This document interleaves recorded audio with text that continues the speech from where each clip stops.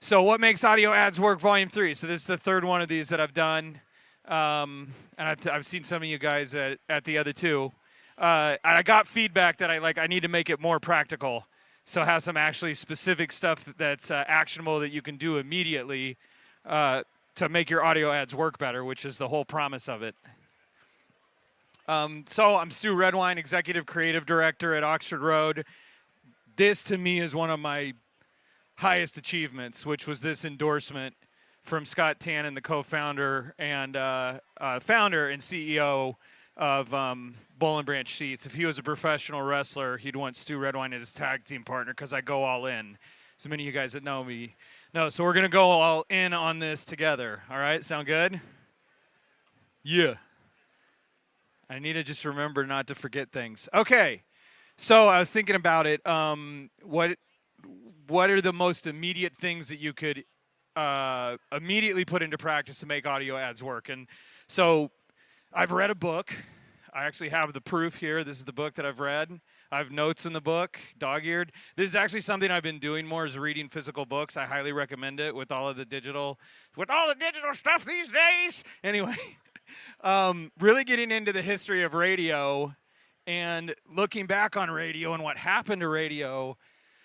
What made it work for such a long time was the personality and the host, right? And then commercial interest came in. You guys all know the story. They broke it up into the different genres. DJs got less flexibility. You couldn't mix music formats. You had a talk sheet. It killed it. It killed it. What's cool is at the end of this book by Susan Douglas, it's awesome because she wrote it in 99, 2000. I just got to watch my time. She wrote it in 1999, 2000. It came out in 2000. And she basically, the very last paragraph, which I'm not going to read, Miranda. I ran through this earlier, and Miranda's like, don't read from the book. The very last point that she makes is, literally, it's like she predicted podcast. She's like, we got to get away from the suits. We got to be punk rock again. We've got to be independent. It was like, oh, that's awesome. And then what's wild is it took radio 80 years to do that journey, to get completely killed by, commercial interest. At podcasts, it's funny. It's like it's in warp speed. It's at that same inflection point. So one of the main things that's always made audio work, because audio is inherently intimate and it's inefficient, is the host reading the ads. So my first piece of advice, which is something we've been saying a lot, beating this drum at Oxford Road, is save the live reads. But that's something you have to put into practice and really think about, because there's efficient ways or produce spots, whatever. We've got to fight for the host reads, but it's more than that. So, what is your guys' relationship to this dog? Right? What do you think my relationship is to this dog? It's my guy. Yeah. I spend hours with him every day. That's Maverick. I love him. He's 3 years old. If we wanted to ask Maverick to do something, would you guys have a better chance at getting him to do it, or would I have a better chance? Yeah. Yeah, that's right, Giles. Thanks for the That's the way I look at the podcast hosts and their audience. You've got to let them use their words. They know how to communicate. I know how to communicate with Maverick. And in fact, I've even trained him a little. I forgot to bring my dog clicker, but I use a clicker with him. I use treats. I use positive affirmation. And I was kind of trying to extend the metaphor like that. Those are some of the tactics of an audio ad. Sonic branding's the clicker. It's Pavlovian. The treat is something good. You're giving them something good, like maybe an offer, a special offer. Positive affirmation doesn't hurt for an ad to make somebody feel good. But the host, me as Maverick's wingman, I'm the best one that's best suited to ask him to do something, much better suited than a stranger. So the host voice, host's words. And that takes a lot of discipline to pull yourself back on your copy points and allow them to speak like that. Okay, next up. And we're doing okay on time. So this is $14,280,000,000. This is approximately, by my calculations, with the help of Sir Giles Martin, the amount of money that is wasted in audio advertising every year in the United States of America. So it's roughly $17 billion. The Ehrenberg Bass Institute done a famous study, the 40 by 40, that shows that 16% of advertising is correctly remembered and attributed. All right, so that means 84% of it's a complete waste. That's the amount of money that's wasted. So it's like, what's one thing you could do, super practical, to make your ads work harder so you're not contributing to that number, is from the Journal of Advertising Research, which if you're ever looking for, like, what are the pointers for the things I need to do in my ads, the Journal of Advertising Research is like the laws of nature, whatever. Like, that's the stuff that we know. It's foundational about advertising, so we can trust it. And when it comes to audio advertising in the Journal of Advertising Research and what we've seen in our own experience at Oxford Road, mention the brand name early, mention it often, and don't let a lot of time pass between brand mentions. Like, super basic, but like I said, feedback I've gotten on some of these other sessions is to give you practical. So that is practical, and I want to play a couple examples. Okay, so the names have been changed to protect the innocent, and we are going to listen to 2 minutes of ads. Oh, there's no skip button, but I didn't go with a host read. I went with produced spots. Same lesson applies, because the mentioning it early, mentioning it often, and not letting too much time pass still holds, no matter how you're communicating. So let's see if this works. Oh, you guys are going to have to tell me if you can hear it. There's never going to be a better time to start cooking healthier, and you can do it no matter what it takes or how long it takes. Call your boss and tell him you're not going to make it anymore. And then drive like the wind until you find a bookstore. Fill your car with cookbooks till your trunk scrapes the road. Now head to the woods and forage for mushrooms and herbs, or head to a farm to harvest the greenest produce you can find. You want dirt staining your hands and sweat on your brow. You want to fight a goat to get it all, and you want to win. And the reward for that fight is the delicious meal you're gonna cook. And while you're sitting there eating it, wondering about all the time you've lost, ask yourself a question. Why didn't you just order Meal Kit? Cooking healthier doesn't have to be a full-time job. With Meal Kit, each week Okay, choose so that was healthy 42 recipes and seconds fresh, before we got pre-measured- a mention of the brand name. Again, I recreated that from some real creative. That's the kind of stuff that you do hear out there in commercial radio, and then you're also hearing that kind of stuff in podcasting, because we're trying to be creative or trying to appeal emotionally. Like I said, what's recommended is say the brand name early and often. And when all else fails, be clear. Clarity has a cleverness all of its own. So here's the next spot. Does getting a flavorful, balanced, and convenient dinner on the table night after night feel like a chore? Let Meal Kit take care of the weekly meal planning so you can save time and actually have fun cooking and eating amazing meals. Visit mealkit.com and choose what meals you want from an ever-changing, customizable, and always delicious menu. Then let Meal Kit shop and deliver pre-measured ingredients with simple Okay, you recipes guys get the that come picture. together in a... All right. So that was about every 6 or 7 seconds there's a mention. So that's the really specific advice. Pierre Bouvard would tell you probably have your first mention even earlier than that.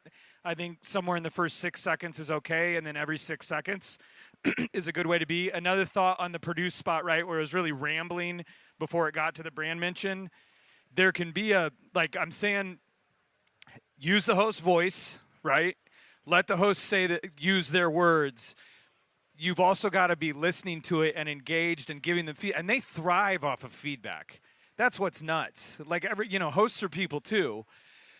They can make a segue, and what we've seen even from a performance standpoint, like you can make a segue into the ad, and they can even tell like a really long story, but way too much time has passed before we get any indication that's from the advertiser. So still allow them to do their thing, but sometimes you got to nudge them with those brand mentions early on, and then they keep talking. Like, before I talk to you about blah, blah, blah, blah, blah, then they tell their story. Okay, so the hosts, use the host voice, let the host use their words. Another massive one is the answer to this question. Can they recognize your brand with their eyes closed? And this is going to become increasingly important because all of computing is becoming conversational, right? And I know it's so dangerous. It's like focus group of one, but whatever, I'll do it anyway. My daughters, I have a senior in high school and a sophomore in high school, and they talk to all their stuff, right? They won't even I'm like, well, why don't you type that? And they're like, and they just talk to it, which is cool because I like Star Trek. With that said, if you think about in that environment, how are people going to be? They're not going to be able to recognize the brand by sight. They got to be able to recognize it by sound. And what I've been saying to folks, I've been talking about this a lot, is you just need the answer to that question. Can they recognize your brand with their eyes closed or not? Yes or no?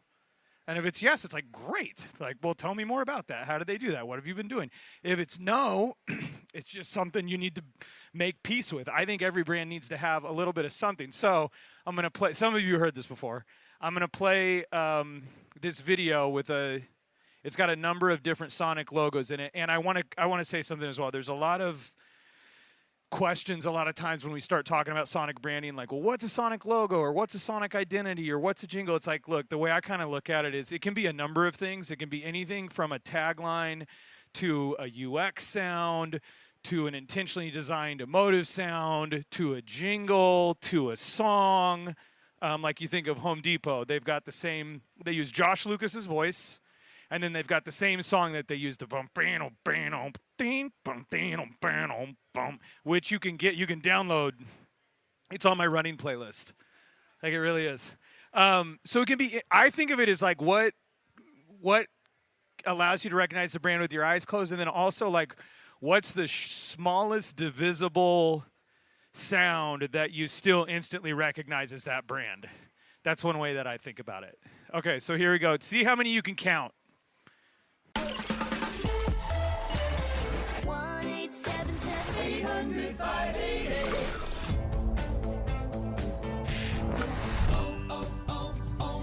We are farmers. I'm just so happy I got more. Liberty, liberty. Like a good neighbor.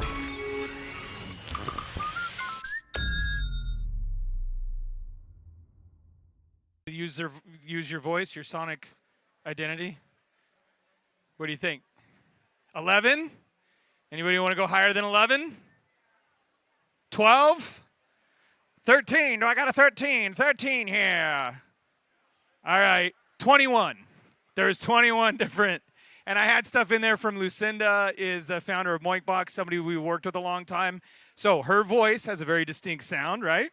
And then she says, I guarantee you're going to say, oink, oink, I'm just so happy I got moinked. I consider that Sonic branding. Then you also have the NBC chimes in there as well, or Disney's song.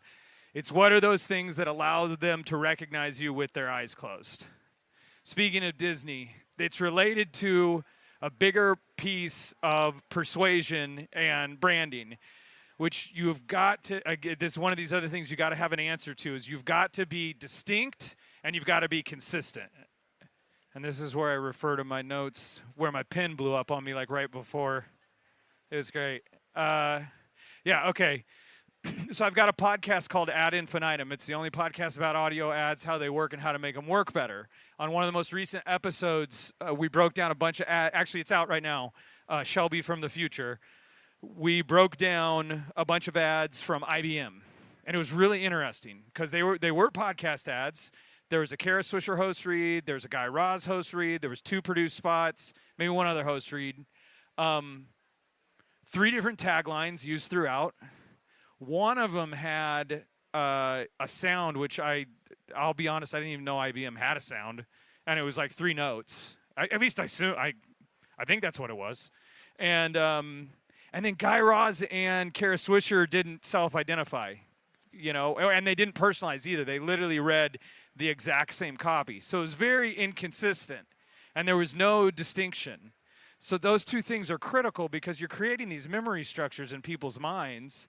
And sometimes I think we can get obsessed with wanting to refresh or change things. It's like, look, I want that to look like that in, let's say, 15 years when I go there with my grandkids, right?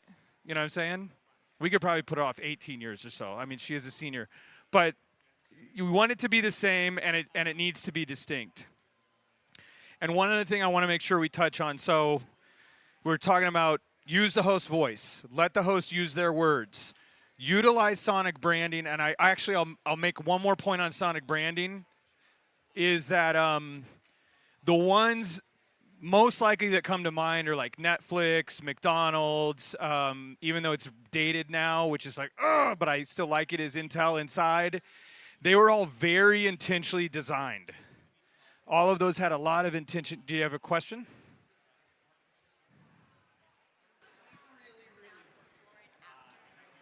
Are you talking about the sound before and after the ad to do the sonic branding, or are you talking about like the intro? Because I do like music during my intro. Yeah. But then there's also some people that do like music before and after to like introduce the ads that are coming and then going back to the show.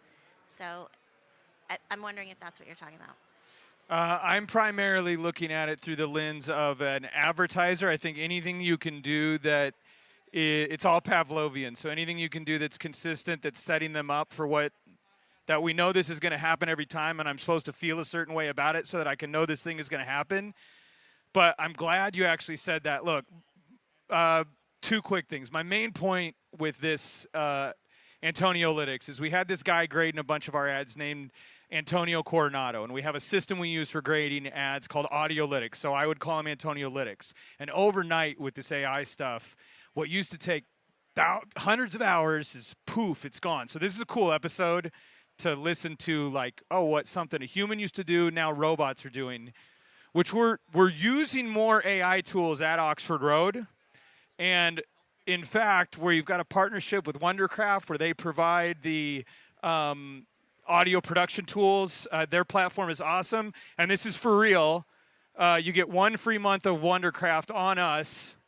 Well, it's a $700 plus value right now if you scan that promo code. So you'll sign up. You'll be put on our newsletter to find out more about Audiolytics, as we're, with a lot of care, we're looking at how to incorporate AI into the creation of audio ads.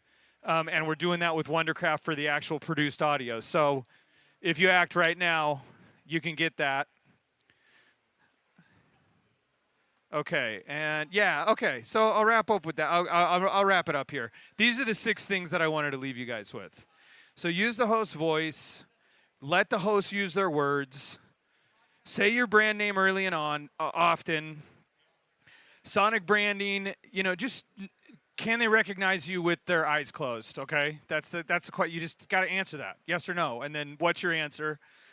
Be distinct and consistent in some way, in some shape or form, and then care. This is my big point for AI, right? Like, look, you can check your brain at the door. We're all like, I use ChatGPT. My name is Stu, and I use ChatGPT. All right, I know you all do. And you've seen the studies too of our brains. Like, this is your brain on ChatGPT. Like, very little activity. Google search, a little more activity. Way more activity if you actually think. I think there's another component, which is care. You have to care, because if you care, it doesn't matter what tool you're using. That's what's going to point you at your highest and best aim, is actually caring about the output. And then it's like, yeah, use AI. Don't use AI. Like, I don't know why you wouldn't. The important part is somebody caring about the output. And with that, I want to invite you all to tonight at 6:30, if you didn't know about this, at the Sounds Profitable Lounge, is Age of Audio. Is an awesome documentary by Sean Michael Cologne. So you can come see it. It's really, really cool because it's like the history. It's the history of podcasting basically up into this point. And then what's wild to me, like I'm saying, from talking about the history of radio, it's like podcast has done what it took radio like almost a century. Podcast did that same thing in like 10 years. And we're at this inflection point. Like, we have podcasting if we can keep it. And that's keeping it in the host voice and letting the hosts use their words. And I think I'm about at time. We'll leave it at that. Thank you guys so much.